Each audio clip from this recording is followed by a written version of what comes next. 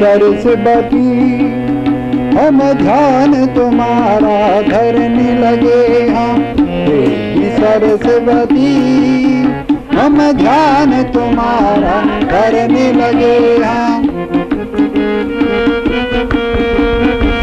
ज्ञान तुम्हारा धरने लगे हाँ, ज्ञान प्राप्त करने लगे हम।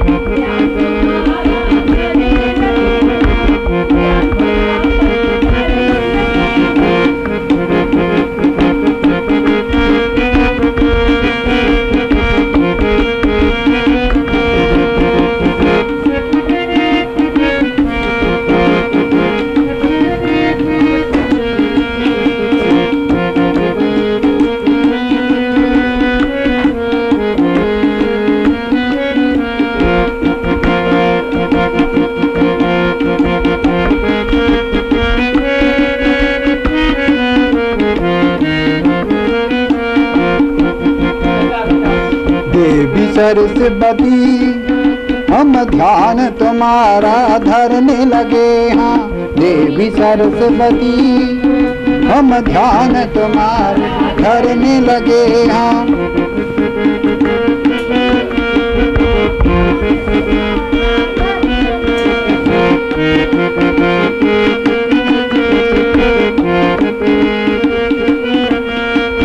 ज्ञान तुम्हारा धरने लगे हाँ, ज्ञान प्राप्त करने लगे हम।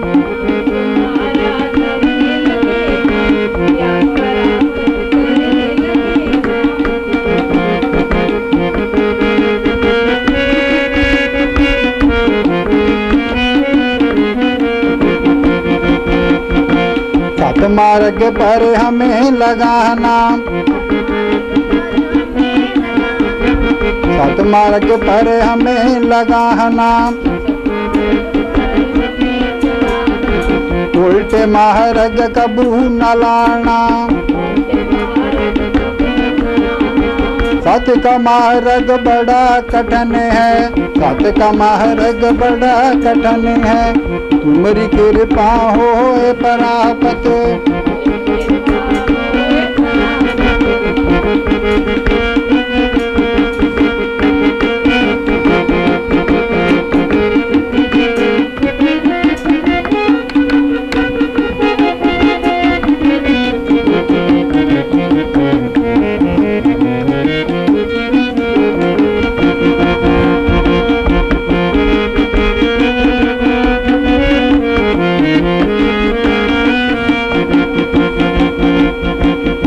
पराहनी भीतर जाकर चरण कमल का ध्यान लगावे।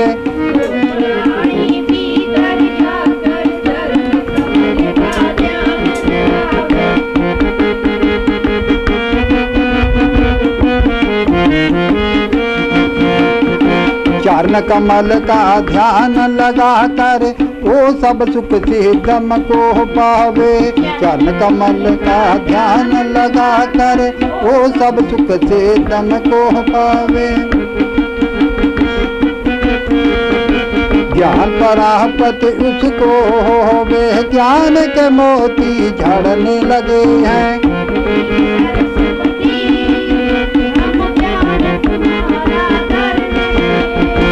देवी सरस्वती हम ध्यान तुम्हारा धरने लगे।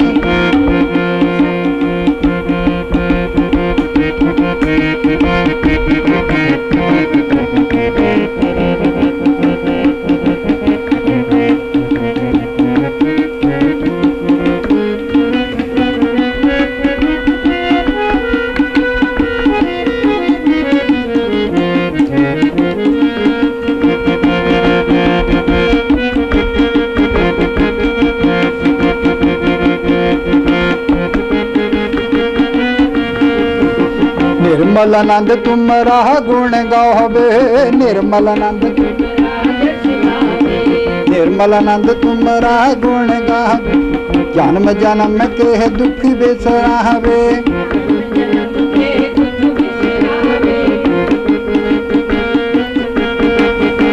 देह के दैवक भौतिकता पा ज्ञान की अग्नि चढ़ने लगे हैं।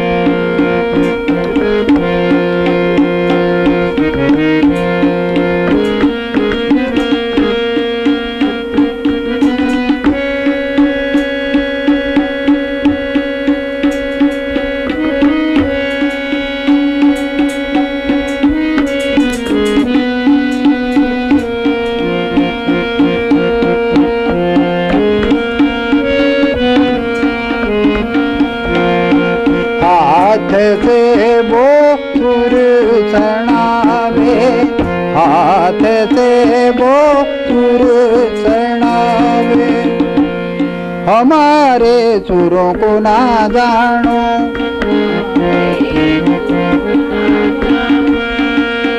यही प्राण है हमारे, हमारे प्राण है हमारे।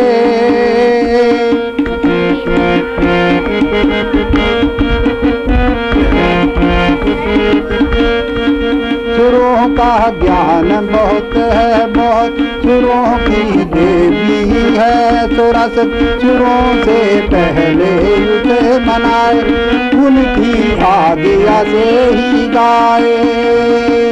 हंस बाहर बैठ सुरस दी, हाथ से वो सुर सुनावे, हाथ से वो सुर सुनावे। हाथ से वो सुर सुनो।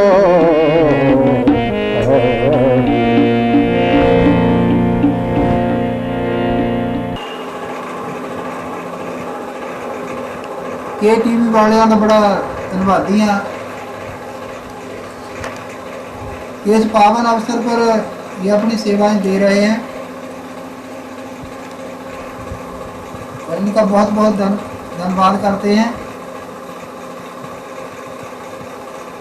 इसके बाद हम आज भगवान राम के संबंध में कुछ बातें हैं जो कहने का आज अवसर है।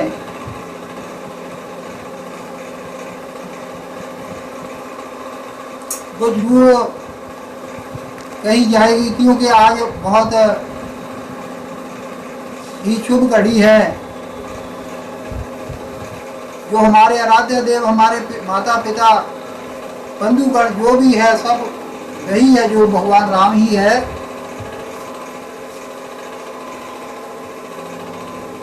उनका जो प्रगट स्थान है, उस प्रगट स्थान का आज जो जीर्णोद्धार होने जा रहा है,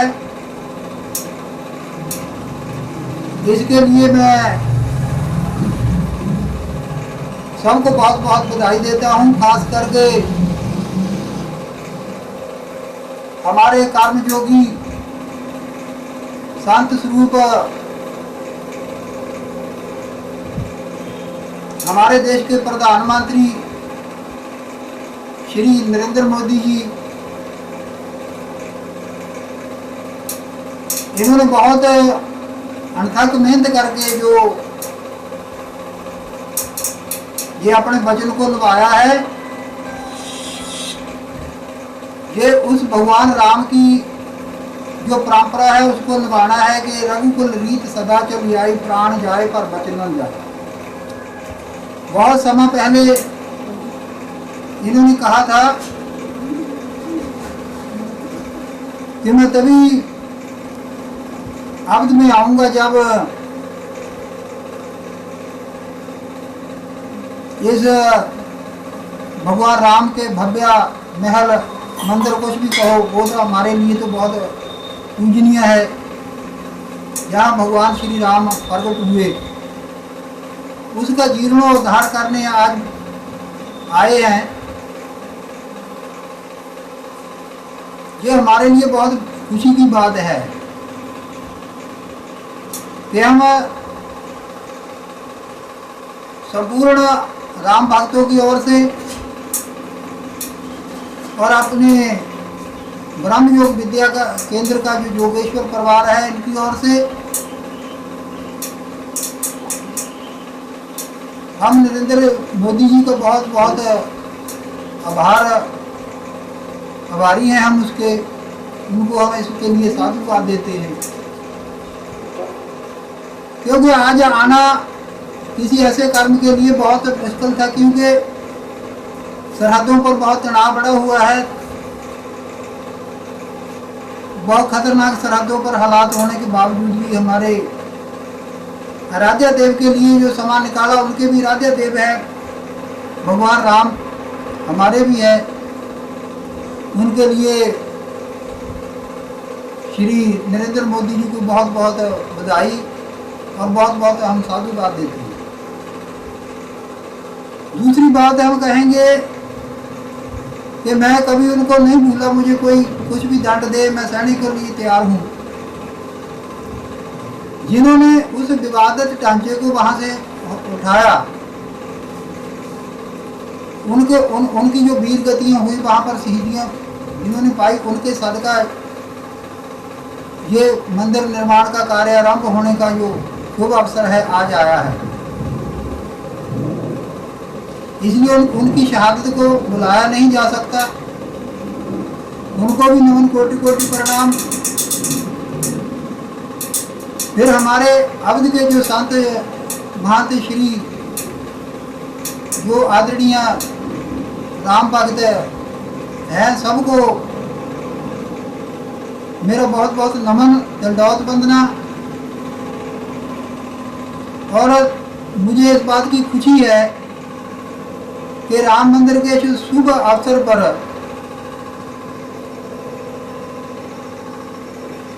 जो सहिष्णुता का जो पाठ भगवान राम ने हमें पढ़ाया है, मनु महाराज ने हमें मनु स्मृति में बताया है कि दूसरे को सहन करना, अपने धर्म की रक्षा करनी और दूसरे को भी सहन करना, ये हमारी परंपरा है।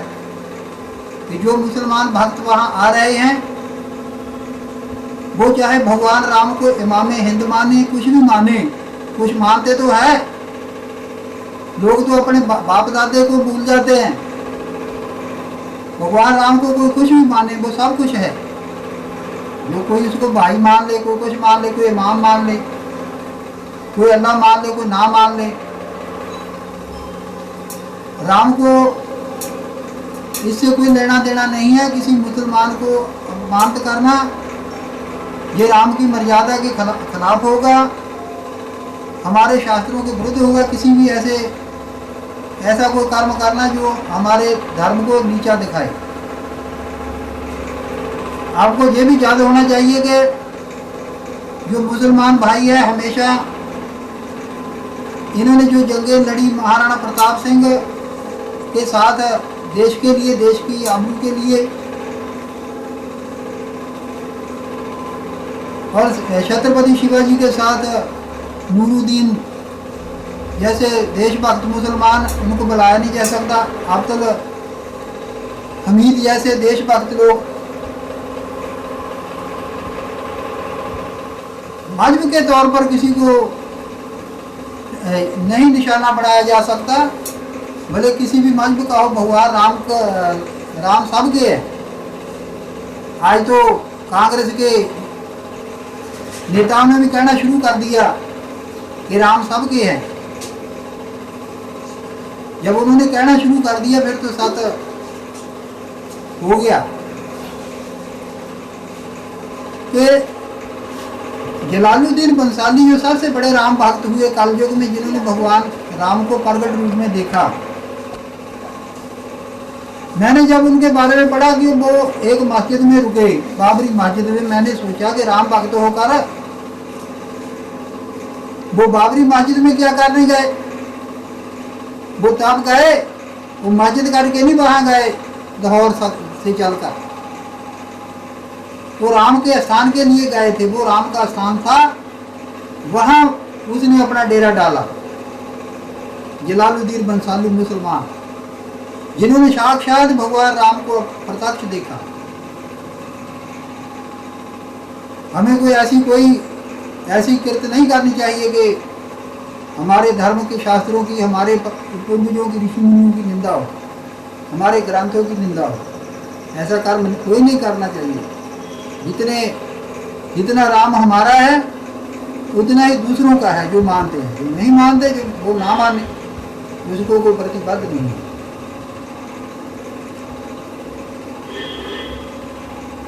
इसलिए आज बहुत बहुत बधाई के पात्र है नरेंद्र मोदी जी, और कठिन समय से समा दिया। और राम भक्तों के लिए एक सबसे खास एक बात है जो मैं करने जा रहा हूं वो क्या है कि जैसे ईसा की ईस्वी होती है, सभी आपो अपने समझ होते हैं। भगवान राम हमारे राष्ट्रीय पुरुष हुए, श्री कृष्ण भगवान हमारे राष्ट्रीय पुरुष अवतार थे, पार ब्रह्म स्वरूप थे। उनके लिए उनके जो समत है वो क्या है? ऐसा समय आ सकता था जब ये सवाल पूछा जा सकता था कि भगवान राम कब पैदा हुए, कितना समय हो गया। क्योंकि अदालत में केस चल रहा था, वंशजों के बारे में पूछा गया था। वे राम के वंशज आज भी है, तो भगवान राम का वंश पर प्रमाण भी मिल गया, लिखित प्रमाण भी मिल गया, भौतिक प्रमाण भी मिल गया, अलौकिक प्रमाण भी मिल गया। तब जाकर के अदालत ने सभी भेदभाव को परे रख के किसी ने कोई हमारे साथ लिहाज नहीं की। हमारे से कड़ाई से सवाल पूछे गए, उनके जवाब दिए गए। जो लोग करते हैं कि मस्जिद की लाश पर मंदिर बना है, ऐसे मूर्ख लोगों की बातों से प्रभावित हमें नहीं होना चाहिए। ये समाज में ऐसे कुछ लोग होते हैं।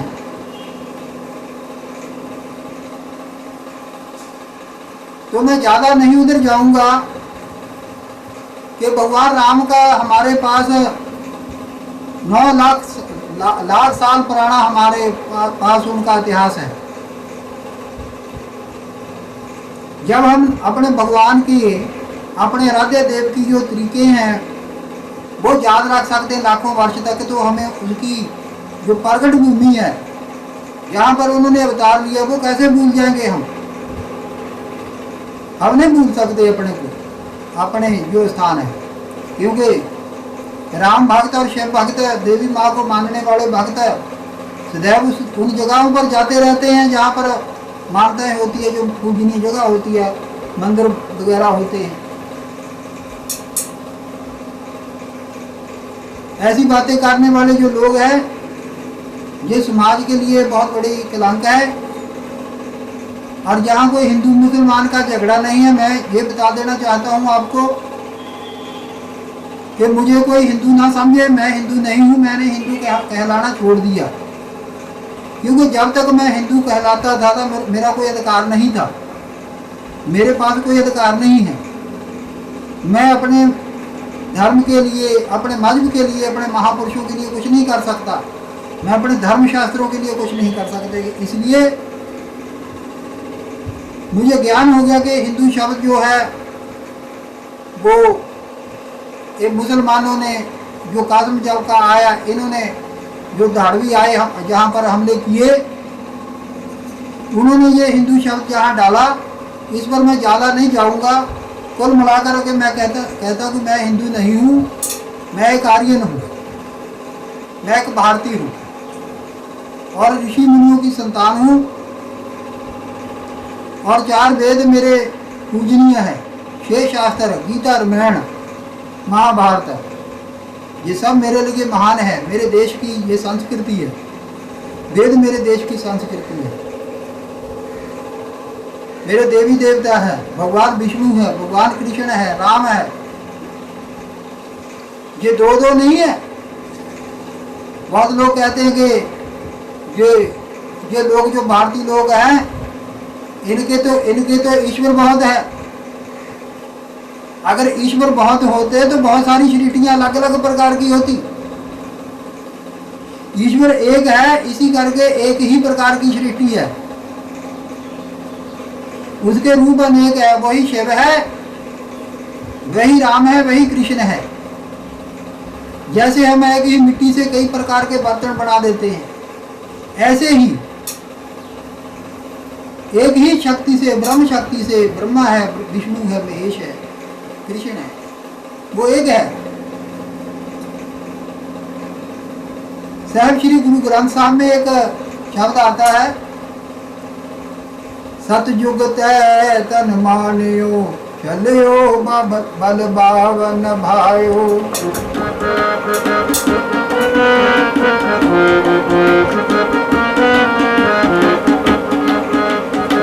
सतयुग तै तन मानियो,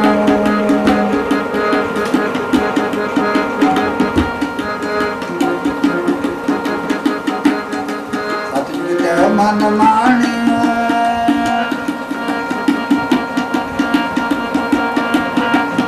बावन रूप कहायो, त्रेता राम रघुवंश कहायो, त्रेता राम रघुवंश कहायो, द्वापर कृष्ण के द्वापर कृष्ण मुरार कंस के रारत कीने।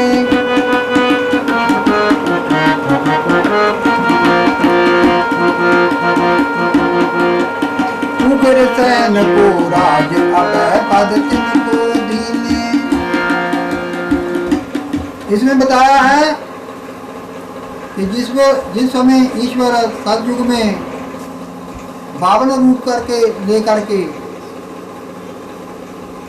प्रकट हुए,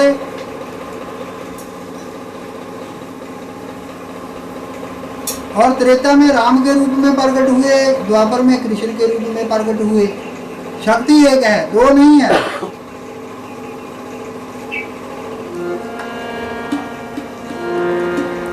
शक्ति एक है, दो नहीं है, ना तीन है।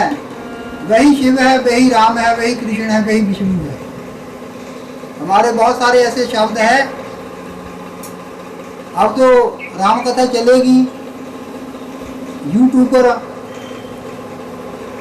लेकिन उसमें बहुत कुछ होगा। आज बताएंगे खास चीज है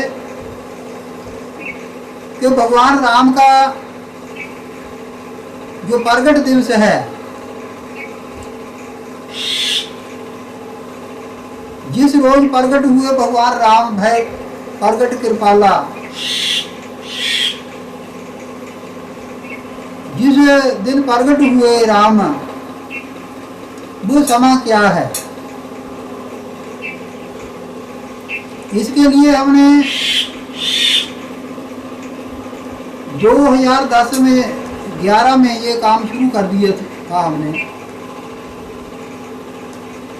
2013 में एक खबर आई चैनलों पर कि दिल्ली की किसी संस्था ने भगवान राम का ये विज्ञानिक वो समय पता लगा लिया है कि भगवान राम कब हुए, और अमेरिकी सॉफ्टवेयर की मदद से इसको जाना।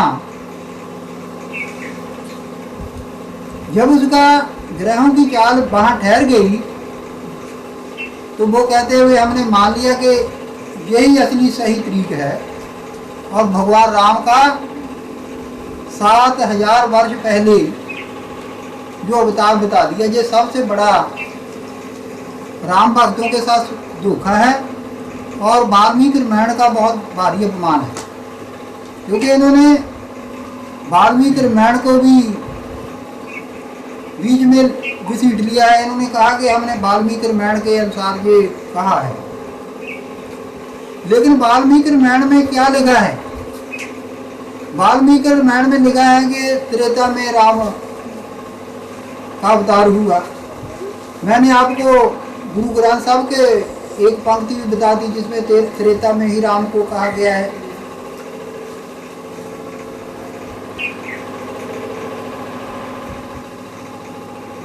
सतयुग तै तन माण्यो चलियो बल बावन पायो, त्रेता राम रघुवंश कहायो, द्वापर कृष्ण मुरार कांस कृतार्थ कीनो, उग्र कैन को राज भय पद को दीनो।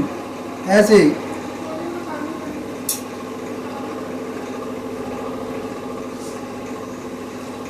तो भगवान राम का जो समय है उसका पता लगाने के लिए हमने मौजूदा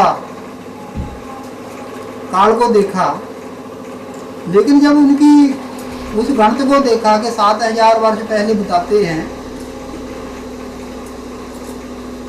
तो 11000 वर्ष तो शासन किया राम ने, ऐसा वाल्मीकि रामायण में लिखा है। जब 11000 वर्ष शासन किया राम ने, ये वाल्मीकि रामायण में लिखा हुआ है, फिर वाल्मीकि रामायण को ये प्रमाण के कैसे मान सकते हैं? ये तो बहुत अंतर है।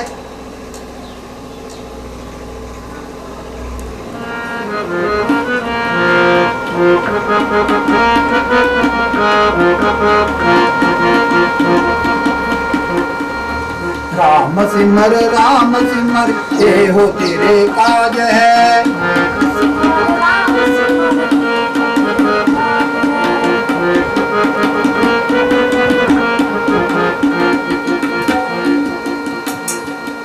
अपने जो धन पहचान काहे पर करत मान।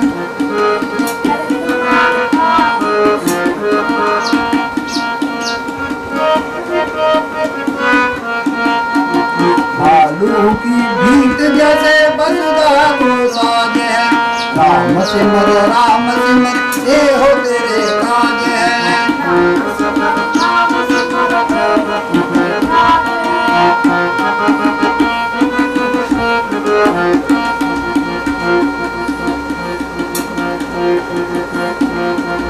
माया का संग त्याग प्रभु जी की चरण लाग।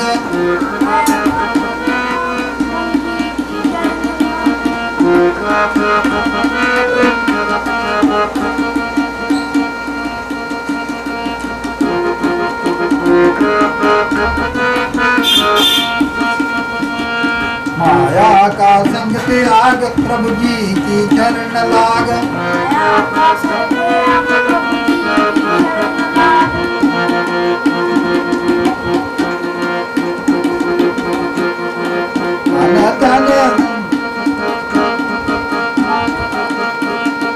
झूठो सब साज है, साज है। राम सिमर ए हो तेरे काज है। राम सिमर ए हो तेरे काज है। माया का संग त्याग प्रभु जी की चरण लाग।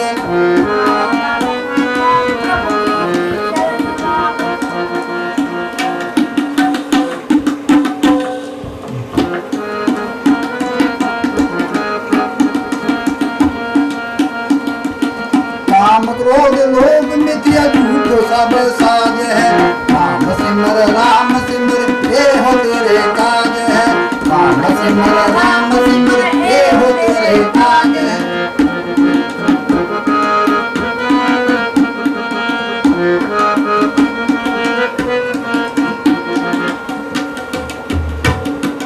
सुपने जो धन पहचान काहे पर करत मान।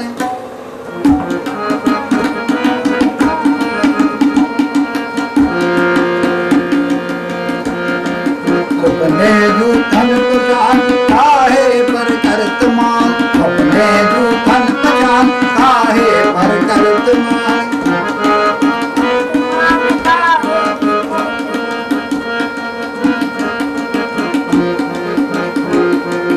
नानक जन कहत बात बिन सजाहु तेरी गात।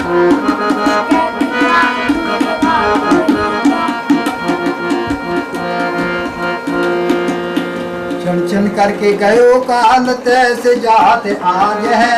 राम सिमर के हो तेरे काज है। राम सिमर के हो तेरे काज है।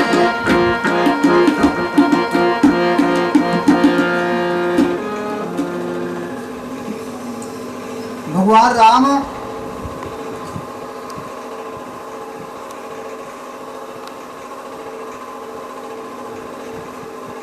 ग्यारह 1000 वर्ष उन्होंने शासन किया, वाल्मीकि रामायण में लिखा है। लेकिन ये बता रहे हैं 7000 साल पहले हुआ। ये गलत बात है, शास्त्र के अनुसार गलत है, ये रामायण में नहीं लिखा है। तुलसीदास रामायण में भी ये ऐसा नहीं लिखा कि द्वापर में। 7000 वर्ष पहले तो द्वापर है, द्वापर युग है। एक युग का सीधा ये फर्क डाल दिया। इससे क्या सिद्ध होता है कि हमारी भारतीय संस्कृति को तबाह करने का ये षड्यंत्र है। ऐसे किसी भी षड्यंत्र को कामयाब नहीं होने दिया जाएगा, क्योंकि भगवान राम का जो सही समय है उसको हमने कैसे निकाला।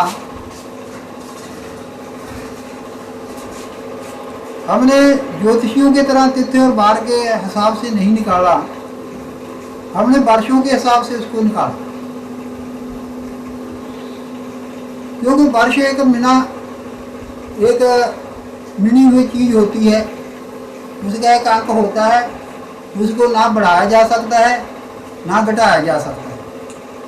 अगर बहुत सारे वर्ष हो जाए, दिन हो जाए, उसमें पड़ जाए, मास पड़ जाए, उसमें घटाने बढ़ाने की भी नौबत आ जाती है। जब तक लाख हजार वर्ष की जब तक गिनती चलती है, उसमें कोई इतना अंतर आने का कोई कारण नहीं है। जैसे हमारा कैलेंडर जो भगवान श्री राम संमत है, यह सूर्य के हिसाब से बना है। जब सूर्य धरती का 360 चक्कर लगा देता है, इतने समय में चंद्रमा 336 चक्कर लगाता है।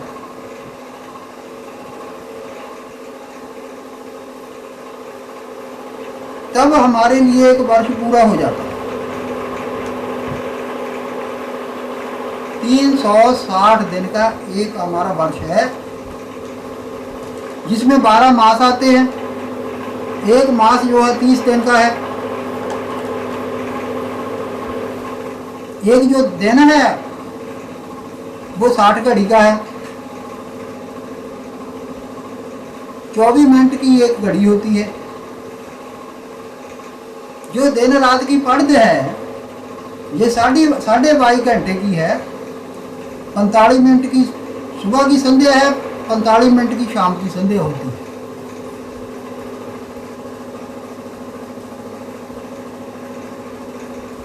ये 1.5 घंटा अलग रख लेते हैं।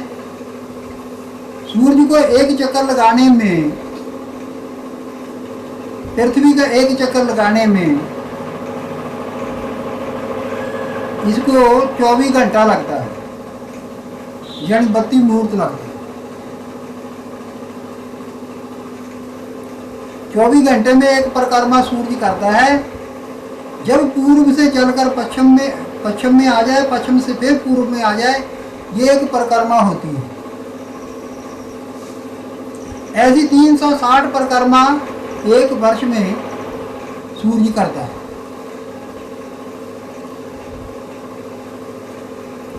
तब क्या दिन था, कितना समय हुआ था पहले। उस दिन जब दिन चढ़ता है उस समय 1 बजता है। जो जल के द्वारा एक टाइम पीस बना रहे हैं, जिसमें 24 घंटे का एक चक्कर होगा। जैसे सूर्य चक्कर लगाता है हमारी पृथ्वी का, ऐसे वो भी एक चक्कर लगाएगा। सबसे पहले मैं स्पष्ट कर दूं, बहुत लोग मुझ पर हंस रहे होंगे, भाई ये गवार मूर्ख क्या बोल रहा है, ये सूर्य को पृथ्वी के चक्कर लगाने वाली बता रहा है।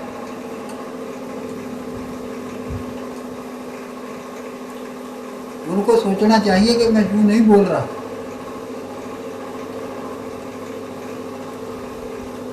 हमने इस पर कम से कम 10 साल से अधिक अनथक परिश्रम करके इस बात को जाना है,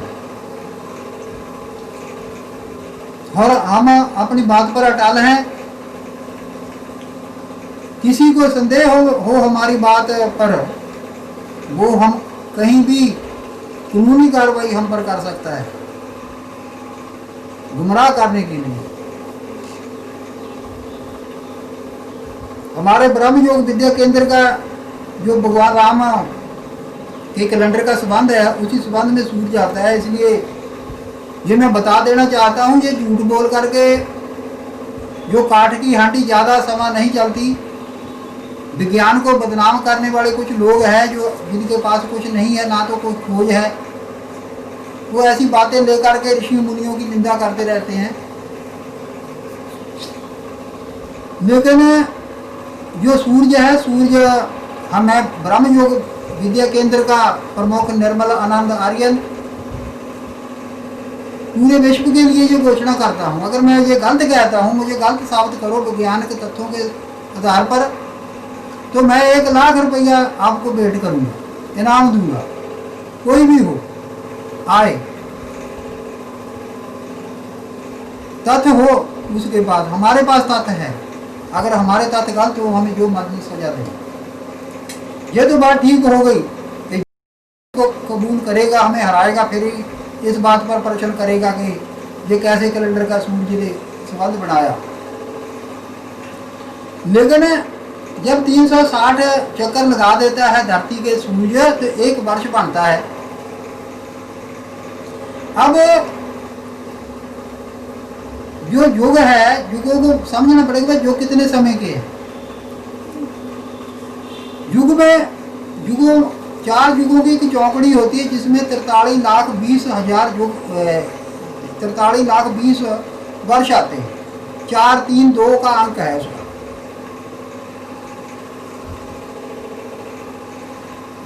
और जिनमें हमने त्रेता का लेना है, त्रेता का जो अंत समय है, त्रेता के अंत समय जो संध्या लगने से 1000 वर्ष पहले, यानी द्वापर लगने से त्रेता के अंत में, द्वापर लगने में 4000 वर्ष का बकाया था।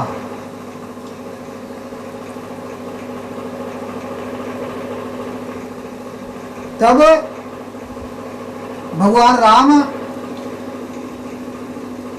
जैसे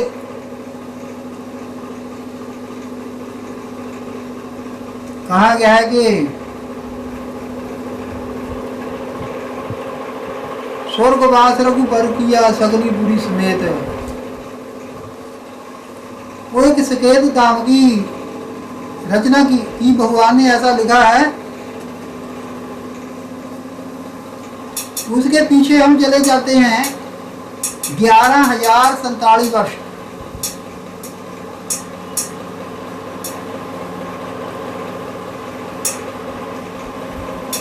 द्वापर के 8,64,000 वर्षों के बीच वो 4,000 वर्ष भी डाल दें और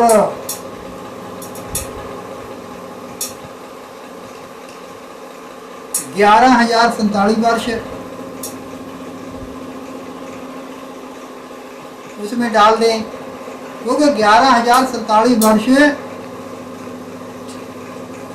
भगवान राम पूरी इस मनुष्य देह में, इस रूप में दुनिया के सामने प्रकट रूप में रहे। तो इस हिसाब से जब भगवान राम प्रकट हुए, तब जो नक्षत्र लगे हुए थे उसके बारे में आज जरूर चर्चा करेंगे कि भगवान राम की कुंडली जो बनाई थी महर्षि वशिष्ठ ने, उसमें क्या क्या था।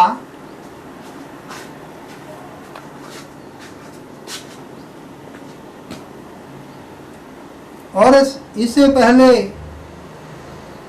मैं फिर उन लोगों को जय श्री राम कहता हूँ जो भगवान राम के प्रति श्रद्धा रखते हैं, उन सबको नमन है।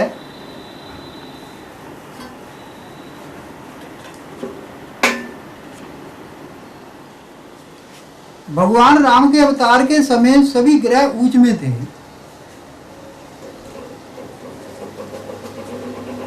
और अश्लेष नक्षत्र था लगन में, अखिलेश नक्षत्र था और लगन में चंद्रमा था।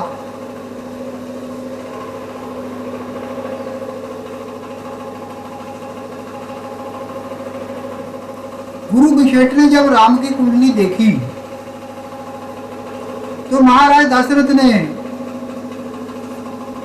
उस कुंडली के बारे में पूछा, मैं बताओ ये इसकी कुंडली क्या कहती है। तो तब गुरुदेव विशेष ने कहा कि ये जो बालक है ये साक्षात पार ब्रह्म है जो सब जगह रमा हुआ है। इस करके इस बालक का नाम राम है।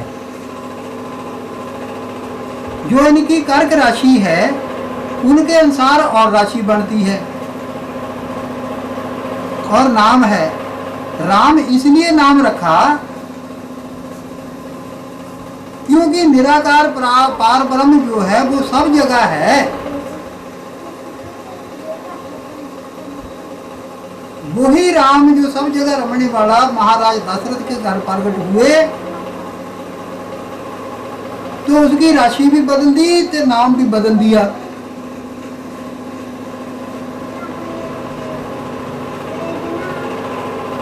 कर्क से तुला कर दी क्योंकि राम नाम जो था उसके लक्षणों के उसके अनुसार था। वो राम थे इसलिए उसका नाम रखा गया, किसी के नाम पर नाम नहीं रखा गया। अब हम राम की कुंडली की वो देखते हैं कि उसमें क्या क्या लिखा है। कुंडली में गुरु पहले घर में होने से और गुरु के उच्च में होने से विद्वान होंगे, तेजवान होंगे और 16 वर्ष की आयु में घर के दायित्व निभाएंगे। जैसे बच्चा सियाना होकर के अपने पिता से हाथ बटाता है,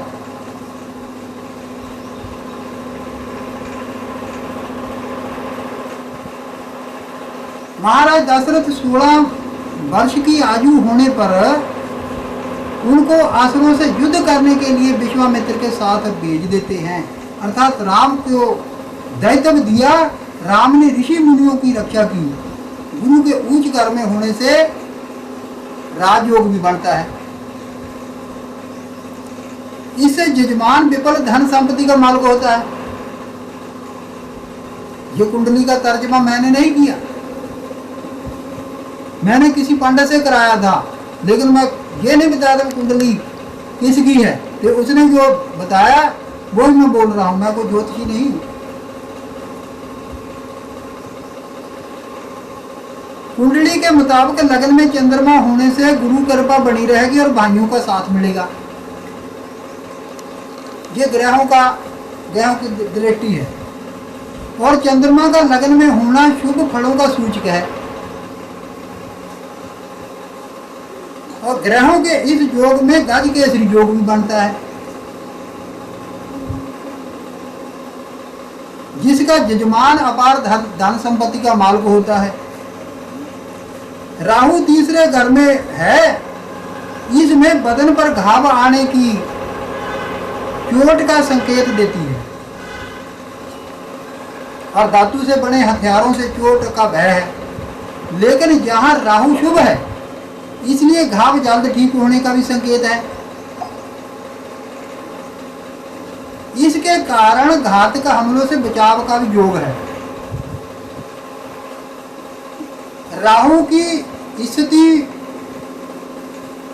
विजय का भी संकेत देती है, यानी फतेह हासिल करेंगे। इस कुंडली के मुताबिक शनि ग्रह चौथे घर में विराजमान है और चौथे घर में विराजमान होने से घरेलू सुख में कमी आती है। ये कमी को दर्शाता है और माता पिता के सुख में कमी दर्शाता है। इससे घर से उचाटन और 42 वर्ष के बाद ही घर में सुख मिले। बाकी ग्रहों की स्थिति और शनि का चौथे घर में होना संसार से वैराग उत्पन्न करने वाला है। संसारी सुखों से मोह भंग के संकेत देता है। शनि का चौथे घर में होना माता पिता के लिए अमंगलकारी है और पिता की मृत्यु का योग बनाता है। मंगल के 7वें घर में होने से पत्नी की और से दुख और संताप का योग भी बनता है। लेकिन मंगल उच्च में है, इसलिए राहत भी है। इसमें अपमान नहीं, यश बढ़ेगा और भगवान राम मंगलीक नहीं है इस हिसाब से। लेकिन क्रोध बना रहेगा और दुश्मनों पर हमेशा हावी रहेंगे। कुंडली के अनुसार राशि कर्क है, नाम के मुताबिक तुला है।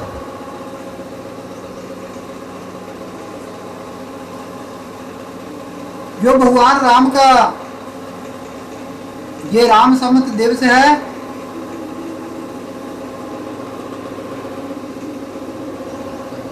जो पिछला चैत्र मास चला गया है शुक्ल पक्ष की नवमी का, उसी को ये होता है।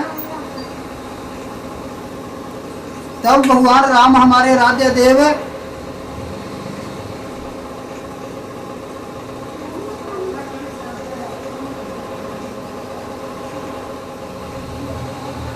शुक्ल पक्ष की नवमी में उनका अवतार हुआ था। यानी यदि हम आज तक 1,84,361 वर्ष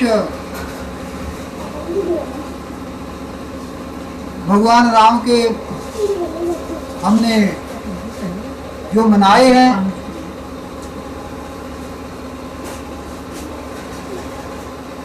तो अब भगवान राम का जो राम संवत है ये 8,84,361वां वर्ष है।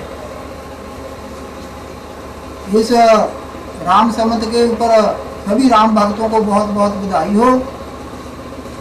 भगवान श्री राम सबका कल्याण करे, आनंद मंगल करे। भगवान राम की जो चढ़ती कला रहे, उनका जस चारों ओर फैले और फैल रहा है। राम मंदिर जल्दी बने और यह लॉकडाउन है जो या इसकी समस्या है आवाजाही होने पर हम शीघ्र अवध आएंगे। अवध आकर के राम कथा संगीत में ही ऐसे ही हम चालू रखेंगे।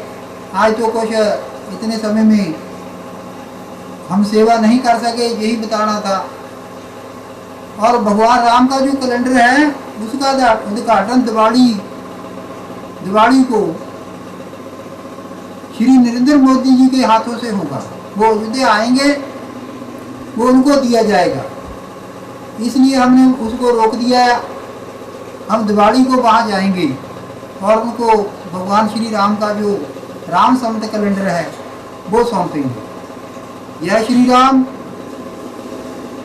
जय श्री राम, जय श्री राम।